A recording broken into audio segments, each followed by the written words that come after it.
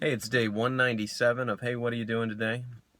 Um, I had an interesting thought come to me, so I just decided to grab it real quick on today's video. The How to capture a thought and put it into words, but ultimately it was I was thinking about the will, and the will comes up in a lot of different scenarios, a lot of different things that I've come across speak about the will. Even if you go to Friedrich Nietzsche and the will to power, and or if you talk about some of the people that are that kind of talk about reaching into the vortex and pulling out whatever you want, willing something to happen, and how that's an energy and how that's a force, and how if there's a will, there's a way, and all those kind of things that come across. And there's a vague sense of the will, I guess, in some regards.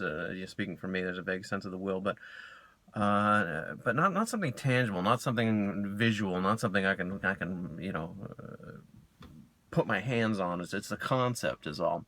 But I started thinking that I've also picked up in a couple places that the most powerful thing is water. Water can move things that are heavy. Water can pass through things. Water can make a way around things, and I started visualizing the will as water, as the water of the soul in some regards, and it was such an interesting concept. To now when I am practicing strengthening willpower, strengthening the will, or using the will to make something happen, or using the will as a driving force, I can visualize it and look at it as a current of running water, and really try to, in that visual concept, try to control what I'm doing. If I'm looking at something and I want something, do I need to drive through it, slow and steadily, just pounding on it, and until I finally break through the stone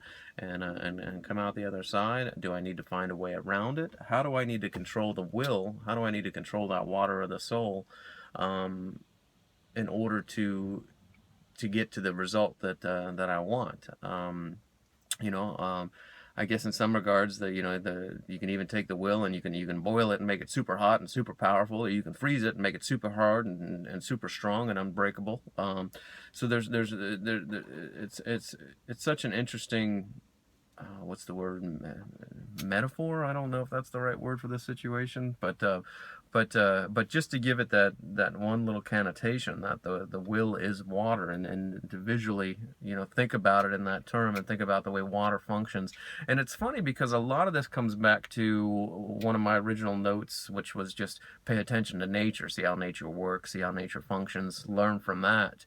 um, as we see how water works, how the will works, and how they're similar, I can pay attention to water, and I can pay attention to the will in the same way, and I can use that theory to better adapt myself to have that power of the will. So again, just an interesting thought that popped into my head. That's one of the few, I think, that I've talked about that I'll claim as my own. I like that one. It's a nice little thought. I didn't read it anywhere. It's just something I put together, and I think it's going to be something powerful that I'll carry with me. Anytime a challenge in the will comes up, I'm looking at it as water. What will water do? And how do I want to focus that water to get it done? So I guess that's it. It's day 197. Hey, what are you doing today? Thanks.